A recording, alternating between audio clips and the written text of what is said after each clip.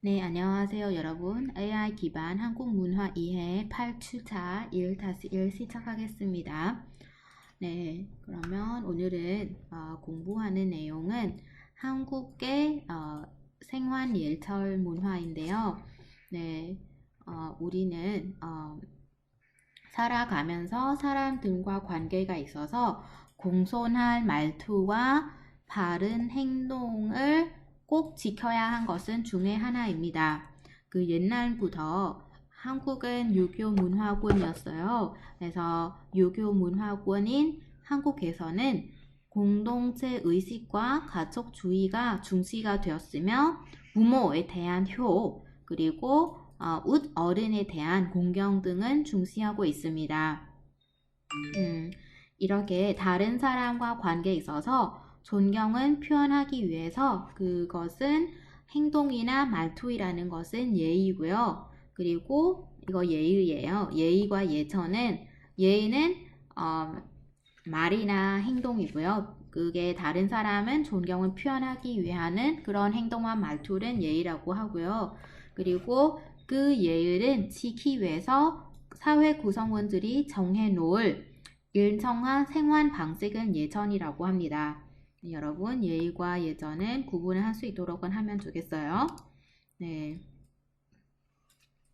그래서 예전은 언어와 언어와 비슷해서 일정한 생활권에 따라서 쓰는 말이 다르는 것처럼 예전도 일정한 그런 진리적 풍습에 따라서 다르게는 행해지는 생활 방식이에요. 즉 나라마다는 다르고 지역마다는 예전이 다른다는 뜻이죠. 동양에서는 예전이라고 부르고 서양에서 이 예전이라는 말은 에티켓이라는 말이 사용을 하고 있어요. 그래서 오늘은 한국의 생활 예전을 함께 알아보고요. 그리고 관련되는 문법이나 표현도 같이 공부를 해보겠습니다. 그러면은 대화를 들어보기 전에 그 대화를 같이 들어보겠습니다. 그리고 기본 예절은 일상생활에서 가장 밑바탕이 되는 중요한 예의와 절차라고 생각은 하면 돼요. 기본 예절. 그리고 여러분은 기본 예절을 잘 지키면 고향에 있는 사람으로 대접을 받은 거고, 이런 기본 예절을 지키지 않으면 상대방의 눈살은 찌푸리게 하거나 고향이 없는 사람으로 이렇게 취급을 당하는 거예요. 그래서 오늘은 이게 왜냐하면 예절이 사회적, 지리적 풍습에 따라서 달라지기 때문에 그래서 우리 베트남 학생이나 중국 학생과 한국의 기본 예절이 달라서 여러분 오해가 받은 경향도 있을 텐데요. 네, 그래서 오늘은 대화는 들으면서 어떤 상황인지 같이 알아보도록 하겠습니다. 그리고 한국의 기본 예절, 어떤 예절가 있는지 또 우리 이번 영상에서 같이 알아보겠습니다. 여러분, 먼저 동영상은 같이 볼까요? 동영상은 볼 수가 없네. 잠시만요, 여러분. 그러면 제가 열어볼게요. 좀만 기다려주세요. 어디 있죠? 여러분 미안해요. 좀만 더 기다려주세요. 제가 찾아볼게요. 여기네요. 같이 봅시다.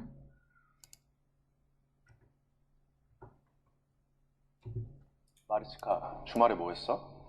지난주에는 한국 친구 어머니 생신이어서 초대받아서 갔다 왔어요. 그래? 친구 어머니 생신인데 초대받았어? 네, 친구 어머니 60세 생신이라고 가족들과 가까운 지인들을 모시고 축하 잔치를 한다고 하더라고요. 친구가 와도 된다고 해서 축하드릴 겸해서 갔다 왔어요. 아, 그래? 60세 생일은 환갑이라고도 하는데 한국에서는 이처럼 특별한 생일에는 가족들과 가까운 사람들이 모여서 잔치를 해. 마리치카가 한국 문화를 제대로 느낄 수 있었겠네. 네, 재밌었어요. 그런데 가기 전에 친구 어머니께서 무엇을 좋아하실지 몰라서 선물 사기 전에 정말 고민 많았거든요. 그래서 제 어머니께 여쭤보고 어머니들 취향에 맞는 선물을 사갔더니 좋아하시더라고요. 맞아. 어른 말을 들으면 자다가도 떡이 생기는 법이지. 정말 그런 것 같아요. 그리고 친구 어머니께서 바쁜데 멀리까지 와줘서 고맙다며 잔치 음식들도 챙겨주시고 차비까지 주시는 거 있죠. 제가 한국 예절을 잘 몰라서 실수도 많았을 텐데 눈 감아주시고 정말 감사했어요. 그런 게 한국인의 정이지. 마리치카가 어머니께 정이 많이 든 것 같은데? 그런 것 같아요. 아, 그런데 선물을 드리는 사람은 저밖에 없더라고요. 그랬구나. 한국에서는 선물을 받는 사람이 뭘 좋아하는지 모를 때는 필요한 걸 사시라고 돈을 드리기도 하거든? 이것도 고마움의 표시지. 친구 어머니께서 마리치카한테 차비를 주신 것처럼 말이야. 아, 그렇군요. 그런데 선배님, 한국에서는 어른 앞에서 술을 마실 때 고개를 돌리고 마셔야 하나 봐요. 친구 어머니 생신 축하를 하며 다 같이 건배를 하는데 건배한 후 친구가 고개를 돌리고 술을 마시더라고요. 저는 몰랐거든요. 마리치카가 한국 친구들이 많아서 술자리에 많이 참석해서 그 정도는 아는 줄 알았는데 몰랐구나? 아니, 미리 귀뜸이라도 해줄 걸 그랬어. 네, 여러분, 동영상은 잘 보셨지요? 그러면 동영상 이해하는 테스트 지문을 같이 풀려볼까요? 마리치카 씨는 주말에 무엇을 했나요? 네, 마리치카는 주말에 그 친구 어머니 생신에 초대를 받아서 갔다 왔죠. 그래서 친구 어머니 생신에 초대를 받아서 갔다 왔습니다. 그리고 한국에서 60세 생일은 다른 말로 무엇이라고 부르나요? 네, 이것도 여러분이 잘 알고 있은 거죠. 환갑이라고 해요. 네, 지난번에도 환갑에 대해서 잠깐 얘기를 했었죠. 그리고 이 여자는 한국에서 정을 느낄 수 있었던 이유가 뭘까요? 정. 네, 그것은 바로 그 친구 어머니께서 잔치 음식들이 챙겨주시고 차비까지는 주셨어요. 차비 뭐예요, 여러분? 차비. 이거는 그 교통비이고요. 그래서 차비라고 하기도 하죠. 예, 교통비. 멀리가 오셔서 멀리가 오느라 고생은 한다고 생각해서 보통은 이렇게 대접을 하는 사람은 교통비를 주는 거예요. 챙겨주는 거죠. 그리고 한국에서 생일에는 무엇을 선물을 합니까? 그 선물을 받은 사람이 무엇을 좋아하는지 모르는 데는 필요한 것은 뭐 사라고 돈을 주기도 해요. 그래서 이렇게 특히 어른들에게는 생신 선물은 고른 데는 좀 곤란한 때도 있잖아요. 그래서 돈은 드리는 경우가 많아요. 아니면 우리가 그 롯데 백화점이나 아니면 큰 슈퍼의 이마트 같은 거는 그 쿠폰이 있잖아요. 10만 원 그 사용권, 이런 문화권 같은 것도 드리면 된 것 같아요. 그리고 한국에서 어른과 술을 마신 데는 어떻게 해야 할까요? 여러분 혹시 술 자리에 많이 참석은 해봤나요? 네, 한국에서는 어른과 술을 마신 데는 고개를 돌리고 마셔야 합니다. 네, 오늘은 술 자리의 문화도 같이 예절에 대해서 같이 또 공부를 해보겠습니다. 그러면 먼저 오늘 문법은 어떤 문법을 공부하냐면 동사는 법이다. 그리고 형용사 은는 법이다. 어른 말은 들으면 작다가도 떡이 생기는 법이지. 이렇게 남자 이렇게 말했어요. 어른의 말은 들으면 작다가도 떡이 생기는 법이지 라고 하는 거예요. 라고 했어요. 그럼 이 문법은 언제 사용하냐면 어떤 일이 일어나는 것이 미안해요. 오케이. 어떤 것이 일어나는 것이 자연스럽고 당연한 데는 사용이 됩니다. 이때 일어나는 일은 사람들이 당연하다고 생각은 하고 또는 그러게 되는 것이 맞다고 공감할 수 있을 때는 쓰인 말이에요.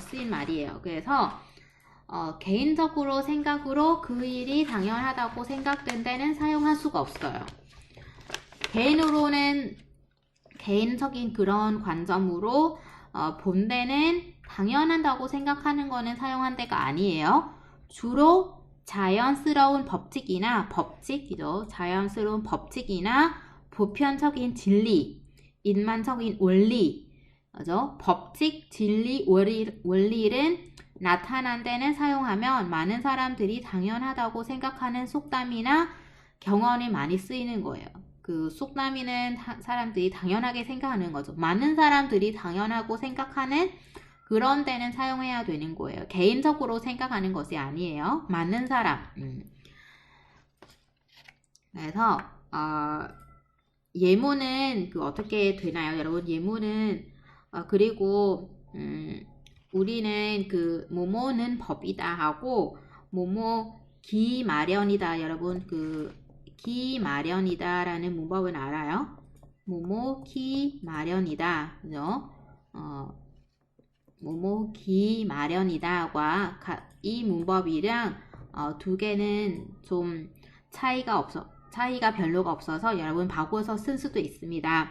하지만 뭐뭐는 법이다는 기마련이다에 비해서 조금 더 진리나 법칙에 가까운 사실을 나타내는 데는 사용해요. 이것은 더 법칙에 가깝고 법칙이나 진리에 이게 말한 데 이런 사실을 말한 데는 나타나는 사용하는 거고, 아무튼 이 두 개의 문법은 비슷하다고 생각을 하시면 돼요. 그러면 예문은 다시 생각해 볼까요? 예문에서는 어떻게 이야기를 하냐면 여자는 지금은 친구 어머니 생신 파티에 다녀왔다고 이야기를 하고 있었죠. 근데 친구 어머니 생신 선물은 어떤 것으로 들어야 하는지 모른다고 고민을 하다가 그래서 자기 어머니 의견을 듣고 선물은 준비했다고 해요. 그리고 자기 어머니의 의견에 따라서 친구 어머니 생신 선물은 준비를 했더니 친구 어머니께서 무척 좋아하셨다고 해요. 그래서 이때는 그래서 선배는 어떻게 말했어요? 선배는 어른 말은 들으면 자다가도 떡이 생긴다고는 법이다 라고 말했죠. 왜냐하면 누가 생각해도 당연하게 생각되는 어른 말은 들으면 실수하지 않거나 틀리지 않은 의미예요. 그래서 이 속담이 있는 거죠. 어른 말은 들으면 자다가도 떡이 생긴다라는 속담이에요. 그래서 이 속담하고 오늘은 우리가 공부하는 문법은 뭐뭐는 법이다, 그죠? 는 법이다. 생긴 법이다와 같이 결합해서 뭐뭐 생기는 법이다, 이렇게 생기는 법이다라고 말했어요, 그죠? 생기는 법이죠 라고 말하는 거예요. 그래서 옛날에는 한국 사람들은 꼭 부모님이 아니더라도 주변에 어른들은 어르신이라고 부르고 있었어요. 그래서 어른들은 어르신이라고 부르고, 어른들이 하는 말은 세상에 대한 경험도 많고 지혜도 많으니까 잔소리라고 생각이 되더라도 함부로 대들거나 거역은 하지는 않았습니다. 그래서 어른 말은 듣지 않은 것은 예의에 어긋난다고 생각은 했었기 때문입니다. 이 속담에서 나오는 떡 있잖아요, 떡, 그죠? 떡은 평상시에서 먹을 수 없었던 아주 귀한 음식으로 떡을 먹는 날은 좋은 날로 인식은 하고 있었기 때문에 어른의 말은 들으면 좋은 일이 있는 것은 당연한 것으로 생각을 했었어요. 그래서 제 생각에는 어른의 말은 들으면 자다가도 떡이 생긴다라는 그 속담이 아마 한국과 아마 베트남과 중국에 대응하는 속담이 있을 거예요. 여러분 한번 생각은 해보고 차차를 봐주시고요. 네.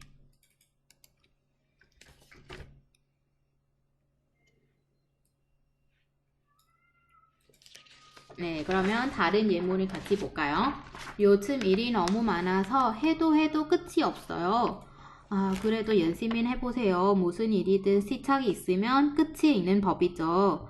네, 여러분, 일이 너무 많아요. 끝이 없을 정도로 라고 이야기를 하고 있어요. 아마 너무 많아서 해도 끝나는지는 않은 것 같다는 야기는 하는 거죠. 너무 많아요. 근데 아무리 일이 많아더라도 언젠가가 끝이가 있는 것이 이게 정해지는 그런 진리잖아요. 그래서 누구나 생각해도 너무나 당연한 일이에요. 그래서 일이 있으면 시작이 있으면 끝이 있다 라는 그런 속담이 함께는 사용해서 당연한 일은 나타내면서 시작이 있으면 끝이 있는 법이죠 라고 이야기를 할 수 있습니다. 네, 그리고 밑에 대화도 같이 볼까요?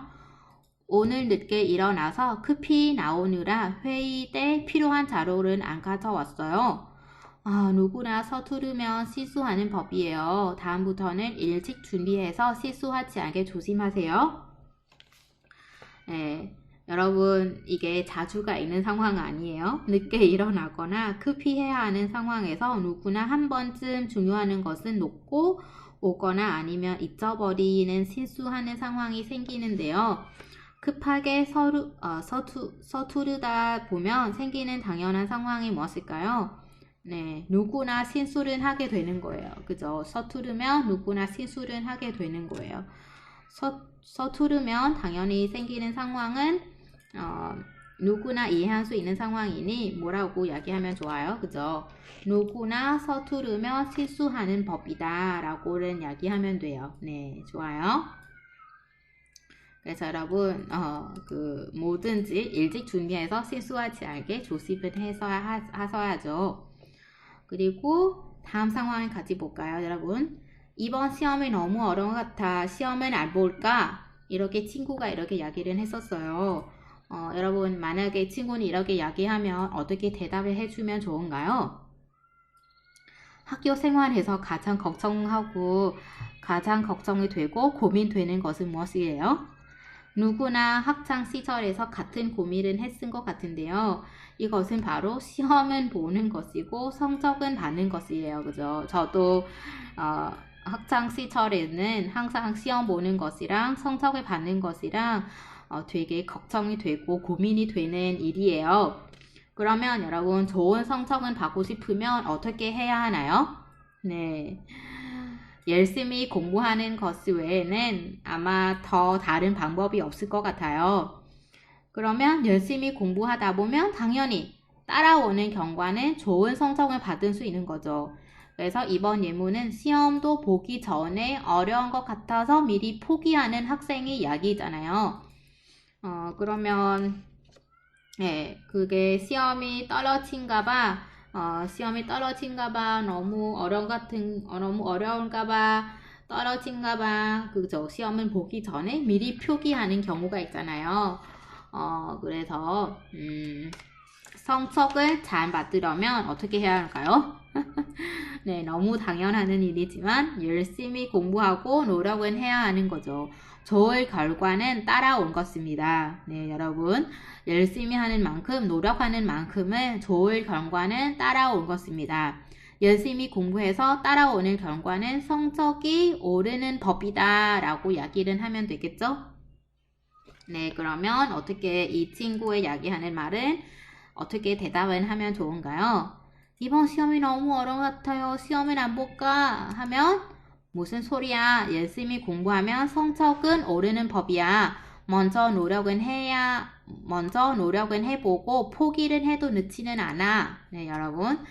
먼저는 노력은 해보고 그 다음 후에는 포기를 해도 늦지는 않잖아요. 그래서 노력은 하지 않고 열심히 공부하지 않고 그냥 걱정만 하면 안 되는 거죠. 그래서 열심히 공부하면 성적은 오르는 법이야. 이것은 생각해서 여러분 전대로 포기를 하지 않기를 바라겠습니다. 네. 그리고 오늘은 다른 표현을 같이 공부해 보겠습니다. 뭐뭐 명사에 뭐뭐 달려있다. 같이 공부를 해보겠습니다. 무엇이든 노력하기에 따라 달려있다. 네, 여기는 같이 볼게요. 이게 무슨 의미인가요? 어떤 일이나 상황, 상태에 따라서 결과가 달라질 수 있을 때는 쓰는 표현이에요.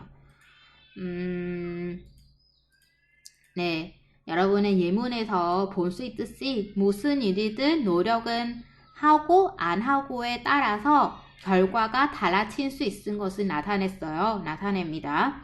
성적이 오르고 안 오르는 것은 성적이 오르고 그리고 안 오른 것은 노력 여부에 따라서 달라질 수 있는 데는 뭐뭐 명사에 달려있다는 표현을 쓸 수 있습니다. 네. 그래서 이렇게 대화를 볼까요? 나는 요즘 건강이 안 좋아져서 그런지 몰라도 고향에 돌아가고 싶어요. 여러분 어때요? 지금은 한국에 있고 그래서 언제는 베트남에 돌아가고 싶나요? 언제 중국에 돌아가고 싶나요? 아마 슬프거나 힘든 데는 가장 먼저 생각나는 것은 바로 고향이죠. 그리고 이렇게 고향에서 계시는 가족이나 부모님은 가장 먼저는 생각이 난 것 같아요. 그래서 이렇게 대화를 해서 보면 건강이 안 좋아서 집에 돌아가고 싶어서 하는 친구가 당연히 생각나는 것은 바로 집이죠. 그래서 이렇게 그래서 몸이 아프거나 집이 당연히 생각나는 것이라서 집이 생각이 나는 법이죠. 집 생각이 나는 법이죠. 라고 표현을 사용할 수 있죠. 네, 같이 볼까요? 요즘 건강이 안 좋아져서 그런지 몰라도 고향에 돌아가고 싶어요. 맞아요. 몸이 아프면 집 생각이 나는 법이죠. 라고 말하면 되는 거예요. 네, 여러분. 네, 이번 시간은 여기까지 할게요. 수고 많았습니다.